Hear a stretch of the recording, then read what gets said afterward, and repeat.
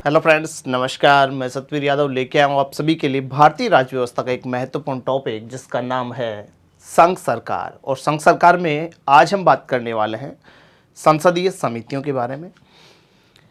Exam की दृष्टि से बड़ा ही प्यारा टॉपिक रहने वाला है। अक्सर यहाँ से एग्जाम में क्वेश्चंस देखे जाते हैं, तो बात करते हैं आज संसदीय समितियों के बारे में। देखिए, जैसा कि आप सभी को पता होगा कि किसी भी कार्य को जब किया जाता है तो उस कार्य को करने के लिए कुछ स्टेप्स यहाँ पर तैयार की जाती हैं। आखिरकार किस तरीके से उस कार्य को यहाँ पे सही तरीके से किया जा सकता है, और किसी भी कार्य को करने के लिए हम क्या करते हैं, कमेटीज बनाते हैं। कुछ कमेटीज बनाई जाती हैं कि आप इस कार्य को देखेंगे, आप इस कार्य को देखेंगे, ताकि वो कार्य बहुत ही अच्छे तरीके से, फेयर तरीके से हो सके। बस इन्हीं सभी का वजह से भारतीय जो पार्लियामेंट है, भारतीय जो संसद है, संसद के अंदर भी समितियाँ बनाई गई हैं, और इन समितियों के माध्यम से यहाँ पे विविध कार्यों को यहाँ पे निष्पादित किया जाता है, ताकि संसद की जो कार्यवाही है एक सही तरीके से संचालित हो सके।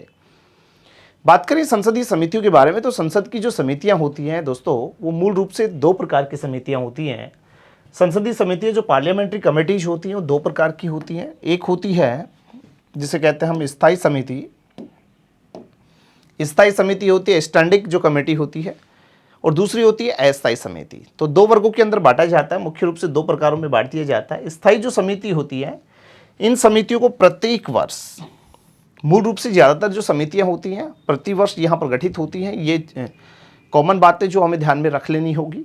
प्रत्येक वर्ष गठित होती है, या फिर समय समय पर लोकसभा का अध्यक्ष या राज्यसभा का जो सभापति है इन्हें गठित करता है। ठीक है, लोकसभा एवं राज्यसभा को मिलाकर के अगर बात करूं मैं, तो टोटल 45 स्थायी समितियां हैं दोस्तों। लोकसभा और राज्यसभा दोनों की मिला दी जाए तो टोटल होती हैं 45 स्थायी समितियां, जिनमें से 24 जो हैं दोनों सदनों की संयुक्त समितियां हैं। 45 में से 24 संयुक्त समितियां हैं। टोटल समितियां कितनी हैं? 45 हैं। इन 45 में से 24 जो समितियां हैं दोनों सदनों की संयुक्त रूप से हैं, जबकि यहाँ पे बात करें 9 राज्यसभा की और 12 होती हैं लोकसभा की। कैसी समितियां हैं? स्टैंडिंग कमेटीज हैं, स्थायी समितियां हैं। ये 12 और 9 स्थायी है, जबकि 24 यहाँ पर जो होती हैं दोनों सदनों की संयुक्त रूप से होती है। इन 24 में से भी याद रखिएगा, 24 जो संयुक्त समितियां हैं इनमें से 16 समितियां लोकसभा के पास में होती हैं, जबकि 8 जो समितियां होती हैं दोस्तों, ये 8 समितियां राज्यसभा की होती हैं। ठीक है, संयुक्त समितियों में 16 समितियां लोकसभा और 8 समितियां होती है राज्यसभा की, जबकि टोटल यहाँ पर होती है 45, और 45 में से 9 राज्यसभा के पास में होती हैं, जबकि 12 जो होती हैं ये लोकसभा के पास में होती हैं। ठीक है दोस्तों, तो टोटल समितियों की संख्या हो गई 45। जबकि बात करें एडहॉक जो कमेटीज होती हैं, तदर्थ जो समिति होती है, अस्थायी जो समिति होती है, तो ये समितियां दो प्रकार की होती है मूल रूप से। एक होती है प्रवर समिति, या फिर हम कह सकते हैं संयुक्त प्रवर समिति, और एक होती है जांच समिति, इन्वेस्टिगेशन जो कमेटी होती है। तो इस तरीके से यहाँ पर अस्थायी समितियों को दो वर्गों में बांटा जा रहा है। प्रवर समिति किसी भी विधेयक के लिए, जो कि हम बात कर चुके हैं ऑलरेडी, प्रवर समिति किसी विधेयक के लाए जाने के बाद में गठित होती है। जबकि किसी प्रकार के अगर कोई घोटाले हो जाए तो ऐसे में उसकी जांच करने के लिए जो कमेटी गठित होती है, तो ये प्रतिवर्ष नहीं होती है, ये एक ऐसा कोई सिनेरियो क्रिएट होता है, उसके बाद में ही इन समितियों का गठन किया जाता है। क्लियर है दोस्तों? बात करूं मैं यहाँ पे कुछ प्रमुख समितियों के बारे में, हम चलते हैं, बात करते हैं कि संसद की कुछ प्रमुख समितियां कौन कौन सी हैं। तो भारत में सबसे पहले जान लेना होगा कि जो समिति प्रणाली है, ये समिति प्रणाली मॉन्टेग्यू चेम्सफोर्ड जो सुधार अधिनियम 1919 में लाया गया था, मॉन्टेग्यू चेम्सफोर्ड सुधार अधिनियम। तो यहाँ पर समिति जो प्रणाली है, समिति प्रणाली का जो प्रारंभ हुआ था 1919 के मॉन्टेग्यू चेम्सफोर्ड सुधार अधिनियम के तहत, इनका प्रारंभ साल 1921 में हुआ है। क्लियर है? तो 1921 में ये गठित हो रही है, और सबसे पहली जो कमेटी गठित हुई थी उस कमेटी का नाम है लोक लेखा समिति, अर्थात पब्लिक अकाउंट्स कमेटी की बात कर रहा है। PAC के नाम से इसको जाना जाता है, लोक लेखा समिति। बात करें लोक लेखा समिति की, तो ये संसद की सबसे पुरानी वित्तीय समिति है। फाइनेंस कमेटी है, पुरानी वित्तीय समिति है। ये संसद की सबसे पुरानी अगर समिति अगर आपसे पूछे तो हम वहाँ पे आंसर करेंगे लोक लेखा समिति, जिसका गठन 1921 में हुआ है। 1921 में सेम मॉन्टेग्यू चेम्सफोर्ड सुधार अधिनियम के तहत 1919 में जो लाया गया था उसी के परिणाम स्वरूप 1921 में इसका गठन हुआ है और यहीं से माना जाता है समिति प्रणाली की शुरुआत।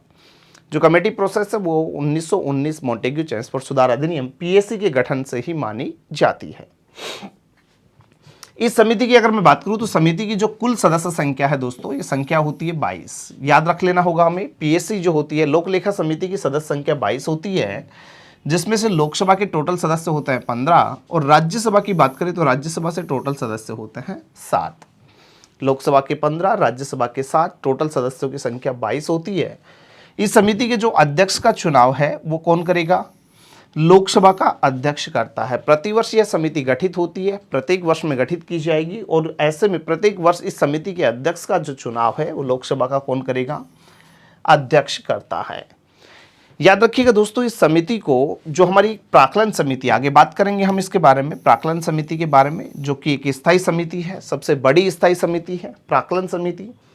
तो ये समिति जो है, इस समिति को प्राक्कलन समिति की जुड़वा बहन भी कहा जाता है। और सबसे बड़ी बात जो हमें ध्यान में रखनी है कि जो लोक लेखा समिति है इसका जो मुख्य कार्य होता है, जो नियंत्रक व महालेखा जो परीक्षक होता है, controller and auditor general of India जो है, जिसका मूल कार्य ही क्या है? यहाँ पर लेखाओं का परीक्षण करना होता है, ठीक है ना। तो ऐसे में जो कैग होता है, इस कैग के द्वारा जो राष्ट्रपति को सौंपी गई जो रिपोर्ट होती है, इस रिपोर्ट की जांच करना ही लोक लेखा समिति का कार्य होता है। तो सबसे पहली समिति हमने जानी लोक लेखा समिति। लोक लेखा समिति गठन हो गया 1921, सबसे पुरानी यहाँ पर वित्तीय समिति है लोक लेखा समिति, जिसे प्राक्कलन समिति की जुड़वा बहन कहते हैं। समिति सदस्य संख्या 22 होती है, 15 लोकसभा से, 7 होते हैं राज्यसभा से। अध्यक्ष का चुनाव लोकसभा का अध्यक्ष प्रतिवर्ष करेगा। कार्य जो होता है वो कैग द्वारा दी गई राष्ट्रपति को जो रिपोर्ट है उसकी जांच करना। नंबर 2 आती है प्राक्कलन समिति, एस्टीमेट जो कमेटी होती है। और एस्टीमेट कमेटी की अगर बात करें तो इस कमेटी का जो गठन है वित्त मंत्री जॉन मथाई जी की सिफारिशों पर 1950 में किया गया था। तो 1950 में स्थापित हो रही है प्राक्कलन समिति। 1921 में लोकलेखा समिति गठित हुई थी। लोकसभा की सबसे बड़ी कैसी समिति है दोस्तों? स्थायी समिति है। यह भी एक फाइनेंस कमेटी है, वित्तीय समिति है, जो पूर्ण रूपेण बात करें तो लोकसभा की ही समिति है। इसमें राज्यसभा का कोई भी वर्चस्व नहीं होता है। समिति की जो सदस्य संख्या होती है वो संख्या कितनी होती है? 30 होती है, ठीक है। समिति की सदस्य संख्या 30 होती है और समिति का जो अध्यक्ष है, सत्तारूढ़ जो दल, रूलिंग जो पार्टी होती है, उस रूलिंग पार्टी का कोई भी एक सदस्य होता है। मूल रूप से कमेटीज के अंदर यहाँ पर जो मंत्री पदों पर बैठे व्यक्ति नहीं होकर के सदस्यों से यहाँ पर अध्यक्ष बनाए जाते हैं ताकि उनको भी कार्य दिया जा सके और ऐसे में कार्य का विभाजन भी अलग अलग अंगों में हो सके। तो यहाँ पर सत्तारूढ़ दल का कोई भी सदस्य होता है। समिति का जो कार्य होता है, जो लोक व्यय है, जो खर्चे किए जा रहे हैं उनमें जो मित व्ययता है, गलत तरीके से जो पैसा खर्च किया गया है, उनकी जांच करना ही इसका कार्य होता है। कैग द्वारा दी गई रिपोर्ट की जांच करना किसका काम है? लोकलेखा समिति का। जबकि लोक व्यय में मितव्ययता की जांच करने का काम किसका है? प्राक्कलन समिति, एस्टीमेट कमेटी का होता है। ओके, नेक्स्ट बात करें सरकारी उपक्रम समिति। सरकारी जो उपक्रम समिति है, समिति का गठन 1964 में किया गया था दोस्तों। और इस समिति के अंदर कुल जो सदस्य संख्या होती है वो 22 होती है, जिसमें लोकसभा के 15 होते हैं, राज्यसभा से टोटल सदस्यों की संख्या 7 होती है। कुल सदस्य संख्या 22 है, लोकसभा से 15 होते हैं, राज्यसभा से 7 सदस्य होते हैं। और ये जो समिति है लोकसभा अध्यक्ष के द्वारा कोई भी निर्देशित जो कार्य हैं, लोकसभा अध्यक्ष द्वारा निर्देशित कार्यों का क्या करती है? निपटारा करती है। लोकसभा अध्यक्ष द्वारा दिए गए कार्यों का निपटारा करना ही किसका मूल कार्य है? सरकारी उपक्रम समिति। 1964 में गठित समिति, सदस्य संख्या है 22, प्रतिवर्ष गठित हो रही है, कार्यकाल 1 वर्ष का ही होगा। नेक्स्ट बात करें संयुक्त संसदीय समिति। नंबर 4 पे आती है संयुक्त संसदीय समिति। इस समिति की बात करें दोस्तों तो समिति का जो गठन है ये किसके स्तर पे होगा? सरकार के स्तर पर होता है, किसी भी घोटाले की जांच करने के लिए। संयुक्त संसदीय समिति का गठन जो होगा, जॉइंट जो मतलब कि यहाँ पर पब्लिक जो पार्लियामेंट जो कमेटी गठित होती है, जेपीसी का जो गठन होता है, जॉइंट पार्लियामेंट जो कमेटी होती है, इसका मूल कार्य होता है कोई भी घोटाला हो रहा है सरकार के स्तर पर, यदि कोई घोटाला हुआ है तो उसकी जांच करने के लिए इसका गठन होता है। समिति का जो अध्यक्ष है ये सत्ता पक्ष या विपक्ष, ध्यान दीजिएगा, सत्ता पक्ष भी हो सकता है और विपक्ष भी हो सकता है, दोनों से हो सकता है। सत्ता पक्ष या विपक्ष दोनों से बन सकता है। सामान्यतः इसकी जो सदस्य संख्या होती है वो कितनी होती है? 30। लेकिन दोनों सदनों की अगर साथ में गठित हो रही है तो संख्या कितनी होती है? 45 होती है। मंत्री भी इस समिति के सदस्य बन सकते हैं, ये भी ध्यान में रख लेना। और अब तक अगर मैं बात करूं तो टोटल 6 बार जेपीसी का गठन किया जा चुका है, 6 बार ये गठित हो चुकी है। अंतिम बार जो गठित हुई थी वो 2G स्पेक्ट्रम घोटाले की जांच करने के लिए गठित हुई थी। मिस्टर पीसी चाको साहब की अध्यक्षता में 2011 में 6ठी संयुक्त संसदीय समिति यहाँ पर गठित की गई थी। क्लियर है दोस्तों? नेक्स्ट बात करते हैं। अगली जो समिति आती है वो आती है याचिका समिति। इन्वेस्टिगेशन कमेटीज के अंदर सबसे पहले बात कर रहे हैं याचिका समिति आती है। ये एक जांच कमेटी है। याचिका समिति पिटीशन कमेटी है। प्रत्येक सदन की एक याचिका समिति होती है। मतलब सीधा सीधा इस लाइन से भावार्थ समझ में आ रहा होगा कि यहाँ पर संसद के सदन होते हैं 2, तो 2 सदन जो होते हैं तो यहाँ पर बोला जा रहा है कि प्रत्येक सदन की एक याचिका समिति होती है। तो प्रत्येक सदन की एक याचिका समिति होती है और इस समिति में लोकसभा के कितने होंगे? 15 और राज्यसभा के अंदर टोटल सदस्यों की संख्या होती है 10। विशेष रूप से यहाँ पर सदस्य संख्या को ध्यान में रखिएगा। अगर एग्जाम में प्रश्न आएगा तो सदस्य संख्या से यहाँ पर क्वेश्चन पुटअप हो सकता है। तो लोकसभा के 15 होंगे, राज्यसभा के 10 सदस्य होते हैं। याचिका समिति ऐसी प्रत्येक याचिका की जांच करती है जो सदन में पेश किए जाने के बाद समिति को निर्दिष्ट हो जाते हैं। ये जो समिति होती है ये आम जनता की शिकायतों को दूर करने के मामलों में एक महत्वपूर्ण भूमिका निभाती है। इस प्रकार अगर बात की जाए तो यह समिति ओम्बुड्समैन या सार्वजनिक शिकायत समिति का रूप लेने में सक्षम है। ओम्बुड्समैन की बात करें तो इसको हम बोलेंगे लोकपाल। तो वर्तमान में याचिका समिति की जगह मूल जो भूमिका निभाई जा रही है वो किसके द्वारा? लोकपाल के द्वारा निभाई जा रही है। ठीक है, 2019 में गठित हुआ था लोकपाल। ठीक है, तो लोकपाल जो है तो इसकी भूमिका भी याचिका समिति के रूप में देखी जा सकती है। नेक्स्ट नंबर 6 पे हमारे सामने समिति आती है जिसे हम कहते हैं विशेषाधिकार समिति। कमेटी ऑफ प्रिविलियंस की बात की जा रही है, विशेषाधिकार की बात की जा रही है। ये जो समिति होती है सामान्यतः दोनों सदनों में उनके पीठासीन अधिकारियों द्वारा, यानी कि दोनों सदनों में गठित होती है विशेषाधिकार समिति और पीठासीन अधिकारियों द्वारा प्रत्येक वर्ष गठित की जाती है। मैं पहले ही बोल चुका हूं कि कोई भी समिति है मूल रूप से उसका कार्यकाल 1 वर्ष का ही होता है। तो यहाँ पर लोकसभा में गठित होगी तो लोकसभा का अध्यक्ष यहाँ पर क्या करेगा? समिति गठन करेगा। जबकि राज्यसभा में गठित हो रही तो राज्यसभा सभापति महोदय समिति का गठन करेंगे, जिसमें लोकसभा के कितने होते हैं? 15 और राज्यसभा के अंदर इस समिति में सदस्य होते हैं 10। ठीक है, याचिका समिति में भी सेम यही प्रोसेस था, विशेषाधिकार में भी वही 15 और 10 का रेशियो होता है। यह समिति संसद और उसके सदस्यों की शक्तियों और उनकी प्रतिष्ठा की रक्षा करने में महत्वपूर्ण भूमिका निभाती है दोस्तों। तो ये है नंबर 6 पे विशेषाधिकार समिति। नेक्स्ट बात करते हैं एथिक्स कमेटी जो होती है, आचरण समिति की बात कर लेते हैं। इस समिति का जो कार्य है संसद के सदस्यों में क्या बनाएगा? आचरण की बात कर रहा है, एथिक्स की बात कर रहा है, तो सीधी सीधी बात है अनुशासन और मर्यादा बनाए रखने की बात कर रहा है। इसका जो कार्य है संसद सदस्यों पर आचरण संहिता, कोड ऑफ कंडक्ट की बात की जा रही है, आचरण संहिता लागू करवाना, संसद में दुर्व्यवहार संबंधी मामलों की जांच करना और दोषी पाए जाने पर उचित कार्रवाई का सुझाव देना भी इस समिति का मूल उद्देश्य होता है। बात करें यहाँ पर लोकसभा की जो आचरण समिति होती है, लोकसभा में आचरण समिति में 20 यहाँ पर सदस्य होते हैं तथा राज्यसभा की जो आचरण समिति है इसकी सदस्य संख्या कितनी होती है? 10 होती है। क्लियर है दोस्तों? तो ये समिति थी आचरण समिति। नेक्स्ट बात करते हैं अगली जो हमारी कमेटी आती है, मूल कमेटी है कार्य मंत्रणा समिति। बिजनेस एडवाइजरी कमेटी की बात कर रहा है, कार्य मंत्रणा समिति की बात कर रहा है। कार्य मंत्रणा समिति प्रत्येक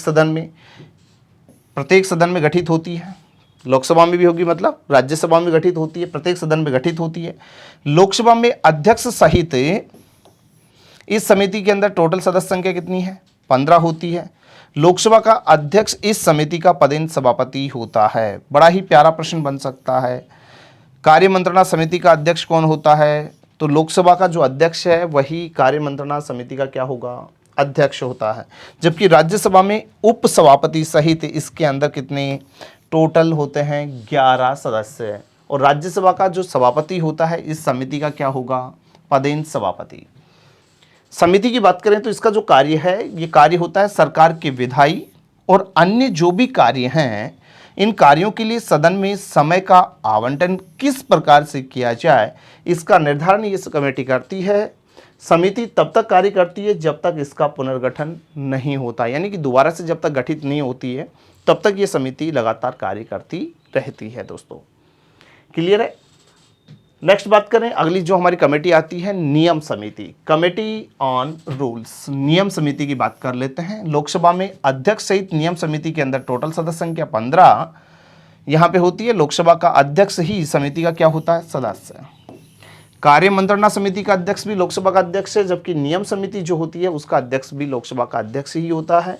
राज्यसभा में सभापति और उपसभापति सहित इस समिति में टोटल सदस्य संख्या 16 होती है। राज्यसभा का सभापति, उधर बात करें तो ठीक कार्यमंत्रणा समिति की तरह ही राज्यसभा का सभापति समिति का अध्यक्ष होता है। नियम समिति का मूल जो कार्य है, सदन में जो नियमों का निर्माण करना, जिससे सदन का संचालन प्रभावी रूप से किया जा सके। इसलिए जो नियम समिति है, रूल्स जो कमेटी है, इसकी अनुशंसा के आधार पर ही विभागीय समितियों की क्या की जाती है, स्थापना की जाती है। क्लियर है। तो ये नंबर 9 पे हमारे सामने थी नियम समिति। अगली बात करते हैं नंबर 10, अनुसूचित जाति एवं जनजाति committee, committee on the welfare of scheduled caste and scheduled tribes. ये जो समिति होती है अनुसूचित जाति जनजाति आयोग के प्रतिवेदनों की जांच करके आवश्यक सुझाव देती है। समिति में कुल जो सदस्य संख्या होती है दोस्तों वो 30 होती है, जिसमें से लोकसभा के कितने होते हैं, 20, राज्यसभा से होते हैं 10, टोटल संख्या 30 होती है। नेक्स्ट बात करें महिलाओं के सशक्तिकरण से संबंधित जो कमेटी होती है, committee on empowerment of womens. 1997 में यहाँ पर नियम समिति की अनुशंसा के ऊपर महिलाओं के कल्याण के लिए ये एक 30 सदस्यीय कमेटी गठित की गई थी। महिलाओं के लिए सशक्तिकरण संबंधी जो समिति है, इसकी सदस्य संख्या कितनी है, टोटल होती है 30, जिसमें से लोकसभा के होते हैं दोस्तों 20 सदस्य और राज्यसभा के होते हैं 10 सदस्य। क्लियर है।